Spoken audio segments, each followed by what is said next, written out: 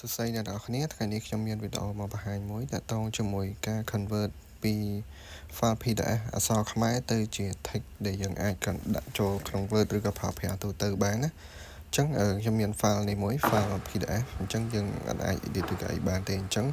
យើងចង់ edit បានយើងត្រូវធ្វើមិនឲ្យទៅជារូបភាពសិនអញ្ចឹងខ្ញុំបើក Snap Tool មកយើង screenshot យកមកអញ្ចឹងយើង screenshot បានជារូបភាពអញ្ចឹងខ្ញុំ screenshot ណាមិញបើយើងប្រើ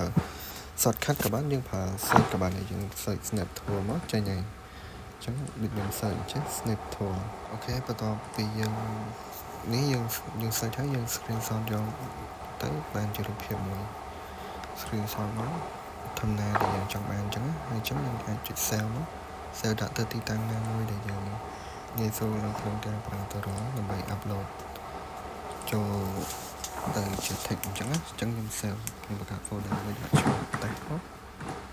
អូខេខ្ញុំ save នៅក្នុង folder ហ្នឹងបន្ទាប់ពី save ហើយយើងទៅ Google Chrome ឬក៏ Microsoft Edge អីចឹងយើងចូលមកហើយយើង search OneDrive ក៏បានយើងចុចណាកន្លែងចុចមូលហ្នឹងយើងអាចមានពាក្យថា drive អញ្ចឹងយើងចុចចូល drive ហ្នឹងមកអញ្ចឹងចូល drive របស់យើងហើយបន្ទាប់ពីចូល drive ហើយអ្នកនរគ្នាអាចទាញរូបភាព image យើងចូលមកអញ្ចឹងទាញដាក់យកមកអូខេមួយទៀតមុននឹងទាញចូលយើងបើក My Drive មកបើក My Drive ហើយយើងទាញចូលអញ្ចឹងបើក My Drive ហើយយើងទាញអុកដាក់តែម្ដងរូបភាពយើងអញ្ចឹងវានឹងកំពុងសនៅក្នុងការពិសេសអញ្ចឹងដល់ពេលពិសេសចូល load ជា text អញ្ចឹងយើងអាចបើកបានពេលដែលបើកយើង right click មកយើង open with ជា Google Docs មកអញ្ចឹងមានថាដូចជាមកយើងជា Word អញ្ចឹងយើងអាចបាននៅ text ដូចអីដែលយើងចង់បានអញ្ចឹងហើយតើតើជាមួយការ convert គឺមានភាគរយតិចមែនតើនៅក្នុងការខុសនៅក្នុងការ generate អក្សរអីចឹងអ្នកនរគ្នាអាចគ្រាន់តែការតិចតួចមកអញ្ចឹងបើមិនអញ្ចឹងទេអ្នកនរគ្នាអាច compare គ្នាបានតើតើជាមួយរូបភាពហើយជាមួយនឹងអក្សរដែលយើង generate ណាខ្ញុំដាក់ compare គ្នាគេនិយាយទៅគឺ convert បានល្អមែនតើវាខុសតិចតួចខាងលើហ្នឹងជារូបភាពហើយ text បើវាគឺនៅខាងក្រោមអញ្ចឹង text ខាងក្រោមហ្នឹងយើងអាច copy មកប្រើប្រាស់បាន